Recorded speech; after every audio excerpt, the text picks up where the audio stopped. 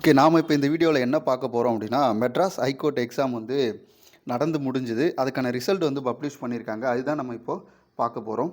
இப்போ MHC result அப்படின்னு நீங்க கூகுள்ல டைப் பண்ணீங்க அப்படின்னா, அவங்களுடைய அந்த போர்ட்டலுக்கு வந்து வரும். ஓகேவா? எம்ஹெச்சி ரிக்ரூட்மென்ட் போர்ட்டல் அப்படின்ற போர்ட்டலுக்கு வரும்.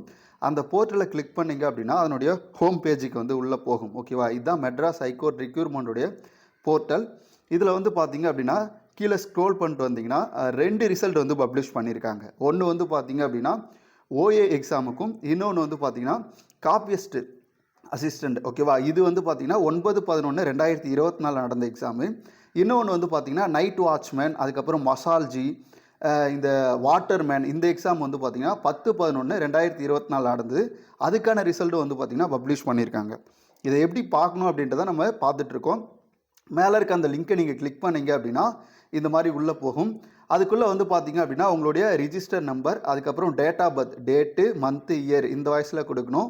அதுக்கப்புறம் கேப்சா. ஓகேவா? இதை நீங்கள் ஸ்பில் பண்ணிவிட்டு சப்மிட் கொடுத்தீங்கன்னா உங்களுக்கு ரிசல்ட் பப்ளிஷ் ஆகும்.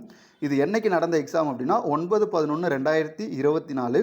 ஓகேவா? காப்பியஸ்ட் அட்டெண்டர், அதுக்கப்புறம் ஆஃபீஸ் அசிஸ்டன்ட், இந்த எக்ஸாம் வந்து பார்த்தீங்க அப்படின்னா 9/11/2024 நடந்தது. அதுக்கான ரிசல்ட் வந்து பார்த்தீங்கன்னா பப்ளிஷ் பண்ணியிருக்காங்க. உங்களுடைய register number, date of birth, அதுக்கப்புறம் கேப்சா. ஓகேவா? இதை கரெக்டாக என்ட்ரு பண்ணி சப்மிட் கொடுத்தீங்கன்னா உங்கள் ரிசல்ட் வந்து நீங்கள் பார்க்கலாம்.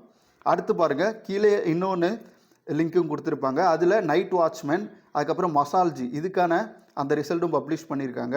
அதுலேயும் register number, date of birth, அதுக்கப்புறம் கேப்சா. இந்த கேப்சா என்ட்ரு பண்ணும்போது small letter and caps letter வந்து கரெக்டாக நீங்கள் பார்த்து என்ட்ரு பண்ணி சப்மிட் கொடுங்க. அப்போ தான் உங்கள் ரிசல்ட் வந்து பார்த்திங்கன்னா பப்ளிஷ் ஆகும்.